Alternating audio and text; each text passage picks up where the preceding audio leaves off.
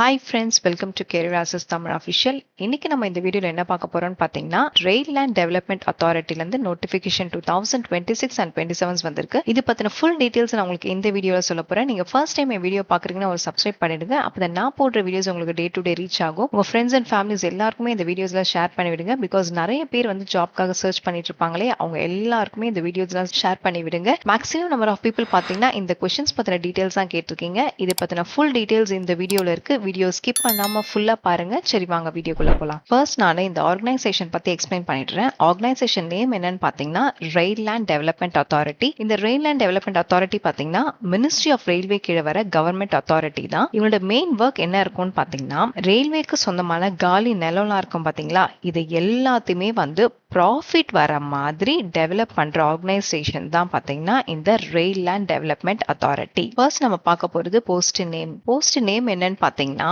Site engineer, civil site engineer இல்லனா electrical site engineer. First வந்து civil side இன்ஜினியருக்கு வந்து என்ன ரிலேட்டட் ஒர்க் இருக்கும்னு பாத்தீங்கன்னா, பில்டிங் கன்ஸ்ட்ரக்ஷன்ஸ்லாம் வந்து சூப்பர்வைஸ் பண்ணணும், குவாலிட்டி எல்லாம் பாத்தீங்கன்னா இது செக் பண்ணணும், சேஃப்டி ரூல்ஸும் ஃபாலோ பண்றாங்களான்னு வந்து நீங்க செக் பண்ணணும். அதே மாதிரி டெய்லி ப்ராக்ரஸ் ரிப்போர்ட்ஸையும் நீங்க வந்து சப்மிட் பண்ணணும். இதுதான் மெயின் ஒர்க்கா இருக்கும். யாருன்னு பாத்தீங்கன்னா சிவில் சைட் இன்ஜினியருக்கு வந்து இதான் மெயின் ஒர்க். நெக்ஸ்ட் வந்து எலக்ட்ரிக்கல் சைட் இன்ஜினியருக்கு என்ன ரிலேட்டட் ஒர்க் இருக்கும்னு பாத்தீங்கன்னா டிசைன், இன்ஸ்டாலேஷன்ஸ், டெஸ்டிங், சேஃப்டி இது எல்லாத்தையுமே வந்து நீங்க ஹேண்டில் பண்ற ரிலேட்டட் ஒர்க் தான் நீங்க பாப்பீங்க. நெக்ஸ்ட் பாத்தீங்கன்னா ஜாப் டைப். ஜாப் டைப்ல என்ன சொல்லிருக்காங்கன்னு பாத்தீங்கன்னா ஷார்ட் டேர்ம் கான்ட்ராக்ட் பேசிஸ்ல தான் ஆள் எடுக்கிறாங்க. இது வந்து பெர்மனன்ட் ஜாப் கிடையாது, கான்ட்ராக்ட் ஜாப் தான்.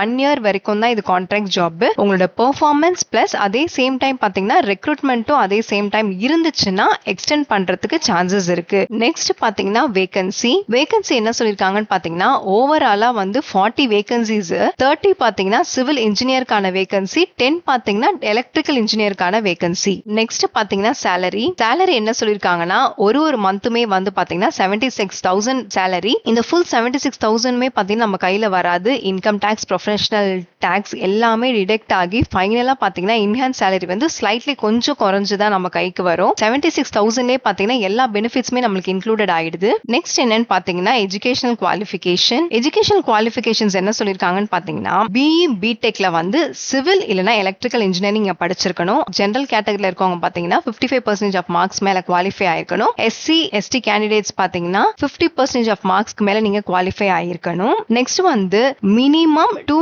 years நீங்க கம்பல்சரி உங்களுக்கு எக்ஸ்பீரியன்ஸ் இருக்கணும். இதுல எக்ஸ்பீரியன்ஸ் இருக்கணும். சென்ட்ரல் கவர்மெண்ட்ல உங்களுக்கு எக்ஸ்பீரியன்ஸ் இருந்திருக்கலாம், இல்ல ஸ்டேட் கவர்மெண்ட்ல எக்ஸ்பீரியன்ஸ் இருந்திருக்கலாம், இல்ல சென்ட்ரல் கவர்மெண்ட் பப்ளிக் செக்டர் யூனிட்ல எக்ஸ்பீரியன்ஸ் இருந்திருக்கலாம், இல்ல ஸ்டேட் கவர்மெண்ட்லயே வந்து பாத்தீங்கன்னா பப்ளிக் செக்டர் யூனிட்ஸ்ல உங்களுக்கு எக்ஸ்பீரியன்ஸ் இருந்திருக்கலாம், ஆர்எல்ஸ் வந்து பிரைவேட் ஆர்கனைசேஷன்ஸ்ல கூட உங்களுக்கு எக்ஸ்பீரியன்ஸ் இருக்கலாம். என்ன ஃபீல்டுலன்னு பாத்தீங்கன்னா கன்ஸ்ட்ரக்ஷன்ஸ் ஒர்க், எலக்ட்ரிக்கல் ஒர்க்லயே உங்களுக்கு எக்ஸ்பீரியன்ஸ் இருக்கணும். மெக்கானிக்கல், எலக்ட்ரிக்கல், பிளம்பிங் இப்ப மென்ஷன் பண்ண எல்லா ஃபீல்டுலயுமே உங்களுக்கு எக்ஸ்பீரியன்ஸ் இருக்கணும். அதுவும் மினிமம் 2 years கம்பல்சரி எக்ஸ்பீரியன்ஸ் உங்களுக்கு இருந்தா மட்டும் தான் இந்த வேகன்சிக்கு உங்களால அப்ளை பண்ண முடியும். ஃப்ரெஷர்ஸ் பாத்தீங்கன்னா இந்த வேகன்சிக்கு அப்ளை பண்ண முடியாது. எக்ஸ்பீரியன்ஸ் இருக்கவங்க மட்டும் தான் இந்த வேகன்சிக்கு அப்ளை பண்ண முடியும். நெக்ஸ்ட் பாத்தீங்கன்னா ஃபீஸ் ஸ்ட்ரக்சர். ஃபீஸ் ஸ்ட்ரக்சரை பொறுத்த வரைக்கும் எந்த கேட்டகரிக்குமே ஃபீஸ் ஸ்ட்ரக்சர் கிடையாது. இங்க பாருங்க, அப்ளிகேஷன்ஸ் ஃபார்ம் இங்க கொடுத்திருக்காங்க. இதை நீங்க டவுன்லோட் பண்ணிட்டு ஃபார்ம் ஃபில் பண்ணி இங்க கொடுத்திருக்க மெயில் ஐடிக்கு தான் நீங்க சென்ட் பண்ணணும். சோ அதனால வந்து இதுக்கு அப்ளிகேஷன்ஸ் ஃபீஸ்லாம் யாருக்குமே எந்த கேட்டகரிக்குமே கிடையாது. நெக்ஸ்ட் பாத்தீங்கன்னா ஏஜ் லிமிட். ஏஜ் லிமிட்டை பொறுத்த வரைக்கும் மேக்ஸிமம் பாத்தீங்கன்னா 45 years வரைக்கும் தான் இந்த வேகன்சிக்கு நீங்க உங்களால அப்ளை பண்ண முடியும். நெக்ஸ்ட் வந்து கவர்மெண்ட் ரூல்ஸ் படி எஸ்சி எஸ்டி ஓபிசி கேட்டகரியில இருக்கவங்க, ஓபிசிலேயே பாத்தீங்கன்னா நான் கிரீமி லேயர் கேட்டகரியில இருக்கவங்க, எக்ஸ் சர்வீஸ்மேன் எல்லாருக்குமே வந்து கவர்மெண்ட் ரூல்ஸ் படி ஏஜ் ரிலாக்சேஷன்ஸ் இருக்கு. நெக்ஸ்ட் என்னன்னு பாத்தீங்கன்னா செலக்ஷன் ப்ராசஸ். இந்த செலக்ஷன் ப்ராசஸ் எப்படி நடக்கும்னு பாத்தீங்கன்னா இந்த ரெக்ரூட்மெண்ட் பொறுத்த வரைக்கும் எக்ஸாமே இல்ல. ப்ராசஸ் எப்படி நடக்கும்னா ஃபர்ஸ்ட் ப்ராசஸ் எப்படி நடக்கும்னு பாத்தீங்கன்னா நீங்க லாஸ்டா என்ன கம்பெனில ஒர்க் பண்ணீங்களோ அந்த கம்பெனியோட பே ஸ்லிப்பை பாப்பாங்க. ஃபர்ஸ்ட் இதுதான் ஓகேவா. நெக்ஸ்ட் என்ன பாப்பாங்கன்னு பாத்தீங்கன்னா ஒர்க் எக்ஸ்பீரியன்ஸ். உங்களுக்கு வந்து மினிமம் 2 years ஆவது எக்ஸ்பீரியன்ஸ் இருக்கான்னு பாப்பாங்க. எதுலன்னு பாத்தீங்கன்னா சிவில் கன்ஸ்ட்ரக்ஷன்ல இல்ல ப்ராஜெக்ட் சூப்பர்விஷன்லாம் வந்து மினிமம் 2 years இருக்கான்னு வந்து செக் பண்ணுவாங்க. தேர்ட் என்ன பாப்பாங்கன்னு பாத்தீங்கன்னா பிஇ பிடெக் படிச்சிருப்பீங்களா, சிவில் இல்லனா எலக்ட்ரிக்கல் இன்ஜினியரிங் படிச்சிருப்பீங்க பாத்தீங்களா, இதுல எவ்வளவு நீங்க பெர்சன்டேஜ் ஆஃப் மார்க்ஸ் நீங்க குவாலிஃபை ஆயிருக்கீங்கன்னு சொல்லி பாப்பாங்க. நெக்ஸ்ட் ஃபோர்த் என்ன பாப்பாங்கன்னு பாத்தீங்கன்னா நீங்க வந்து எம்டெக் படிச்சிருக்கீங்களான்னு பாப்பாங்க. எம்டெக் படிச்சிருக்கவங்களுக்குலாம் பாத்தீங்கன்னா எக்ஸ்ட்ரா அட்வான்டேஜஸ் இருக்கு. அவங்களுக்கு தான் பாத்தீங்கன்னா முன்னுரிமை கொடுப்பாங்க. நெக்ஸ்ட் வந்து இந்த Indian railway, central public sector unit, state public sector unit, government department இதுலலாம் வந்து உங்களுக்கு எக்ஸ்பீரியன்ஸ் இருக்கான்னு பாப்பாங்க. எக்ஸ்பீரியன்ஸ்ல நீங்க ஆல்ரெடி இதுல ஒர்க் பண்ணிருக்கீங்களான்னு வந்து கேண்டிடேட்ஸ் வந்து செக் பண்ணுவாங்க. இப்போ நான் மென்ஷன் பண்ணதுல வந்து எந்தெந்த கேண்டிடேட் கேண்டிடேட்ஸ்லாம் வந்து ஷார்ட் லிஸ்ட் ஆகுறாங்களோ அந்த கேண்டிடேட்ஸ் மட்டும் தான் நெக்ஸ்ட் லெவலுக்கு மூவ் ஆங்க. நெக்ஸ்ட் லெவல் என்னன்னு பாத்தீங்கன்னா இன்டர்வியூ. எல்லா கேண்டிடேட்ஸ்மே வந்து இன்டர்வியூ அட்டென்ட் பண்ண முடியாது.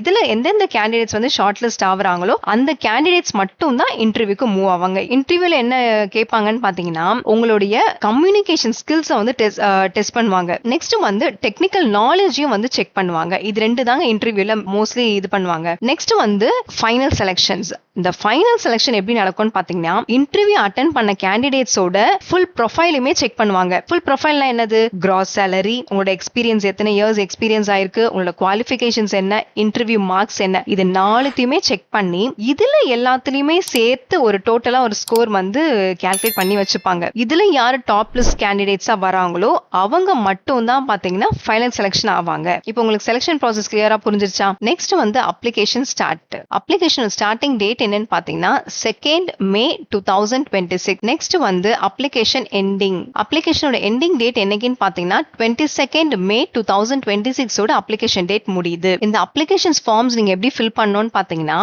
அனெக்சர் 1 அண்ட் அனெக்சர் 2 ரெண்டு ஃபார்ம் இருக்கு. ரெண்டுத்துமே நீங்க வந்து ஃபர்ஸ்ட் டவுன்லோட் பண்ணிக்கணும். டவுன்லோட் பண்ணிட்டு நீங்க வந்து ப்ளூ பென்ல பிளாக் லெட்டர்ஸ்ல தான் நீங்க எழுதணும். ஓகேவா? அனெக்சர் 1ல வந்து என்னென்ன கேட்டிருக்காங்கன்னு பாத்தீங்கன்னா எல்லா டாக்குமெண்ட்ஸுமே நீங்க வந்து அட்டாச் பண்ணணும். என்னென்ன டாக்குமெண்ட்ஸ்னா 10th படிச்ச சர்டிபிகேட்ஸ் வைக்கணும், டிகிரி சர்டிபிகேட் வைக்கணும், மார்க் ஷீட்டும் நீங்க அட்டாச் பண்ணணும், எக்ஸ்பீரியன்ஸ் சர்டிபிகேட்ஸ் வைக்கணும். அதுவும் பாத்தீங்கன்னா நீங்க என்ன ஒர்க் பண்ணீங்களோ அதோட ஃபுல் டீடைல்ஸ் வந்து கிளியரா நீங்க வைக்கணும். நெக்ஸ்ட் வந்து என்ன கேட்டகரியில இருக்கீங்களோ அந்த கேட்டகரி சர்டிபிகேட்ஸும் நீங்க வைக்கணும். லாஸ்ட் 3 monthsோட பே ஸ்லிப் கம்பல்சரி இதுல அட்டாச் பண்ணி ஆகணும். ஐடி ப்ரூஃப் வைக்கணும், அட்ரஸ் ப்ரூஃப் வைக்கணும், 4 பாஸ்போர்ட் சைஸ் நீங்க இதுல அட்டாச் பண்ணி இந்த மெயில் ஐடிக்கு தான் நீங்க சென்ட் பண்ணணும். இப்போ நான் சொன்ன டாக்குமெண்ட்ஸ் எல்லாமே இங்க மென்ஷன் பண்ணிருக்காங்க பாருங்க.